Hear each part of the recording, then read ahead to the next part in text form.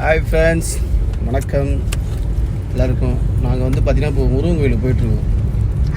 ஆண்டாருக்குப்பம்ன்ற ஒரு ஊரில் ஒரு கோயிலுக்கு போகிறோம். நல்ல கோயில். வர 18 என் பொண்ணுக்கு பிறந்த நாள். அதனால் இப்போயே போயிட்டு என்னுடைய பேபிக்காக வந்து நாங்கள் அவங்களுக்கு ஒரு சின்ன ஒரு அன்னதானம் மாதிரி பண்ணலான்னு போயிட்டுருக்கோம். கண்டிப்பாக வீடியோ போடுற பாருங்கள். இப்போ நாங்கள் ஒரு பாட்டு பாட போகிறோம். விடை 3, 2, 1 ஸ்டார்ட்.